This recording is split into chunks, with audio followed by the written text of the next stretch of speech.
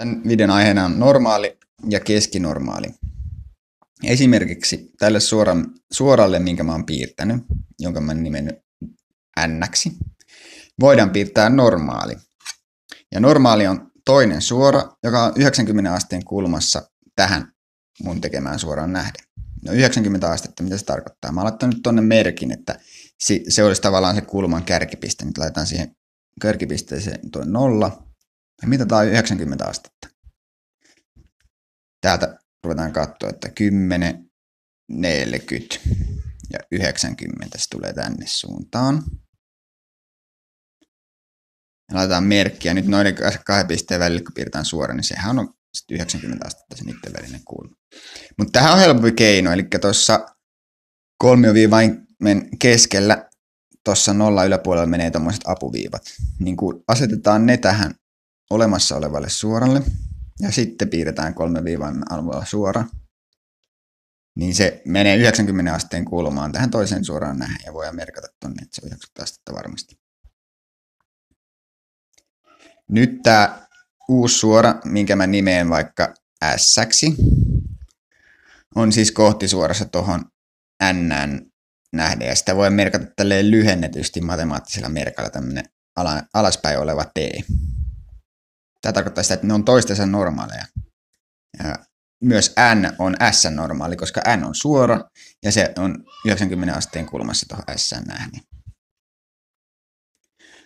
No keskinormaali voidaan piirtää vain janalle. Tehdään tähän yksi jana ensin. Eli jana on semmoinen, mikä alkaa jostakin ja päättyy johonkin. Nyt nämä on ne päätepisteet tavallaan, nämä pienet viivat, mitkä mä piirsin. No nyt keskinormaali on semmoinen, mikä menisi tämän janan puolesta välistä. No nyt pitäisi mitata tämä jana. Se on mun mielestä tuossa 5,8 sentin kohdalla suunnilleen. Sitten nopeasti päässä laskettuna, niin se olisi about 2,9 senttiä, mitä olisi se keskikohta.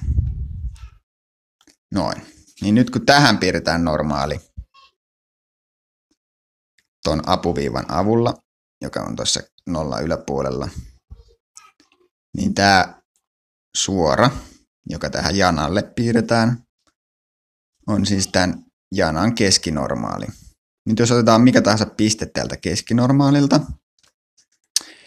ja mitataan sen etäisyys aluksi tähän toiseen päätepisteeseen, annetaan sille päätepisteelle huivuoksen nimi, koska pisteelle on kiva antaa nimi.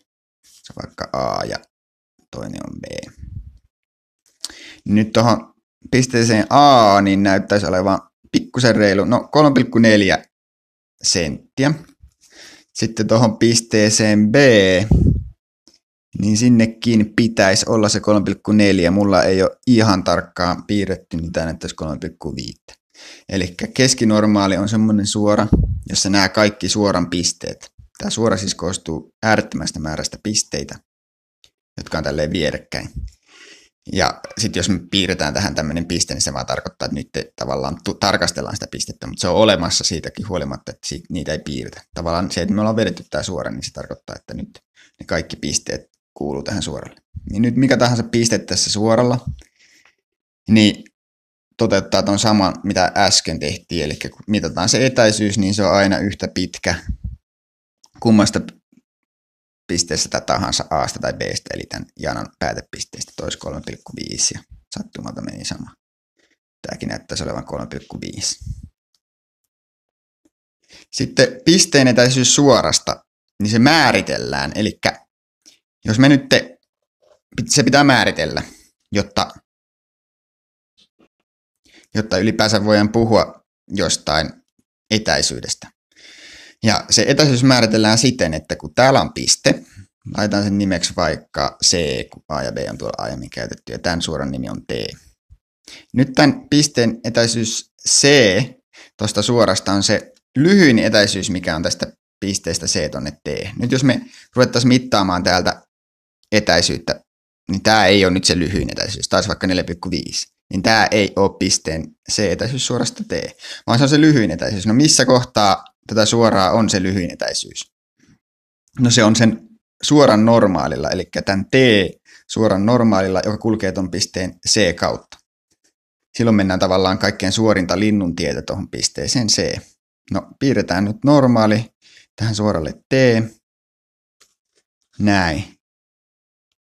Niin nyt normaalia pitkin noista ei olisi edes tarvinnut piirtää, mutta sitä pitkin kun katsotaan tästä näin, niin se näyttäisi olevan 3,5 senttiä. Niin nyt tämän pisteen C-etäisyys suorasta T on 3,5 senttiä.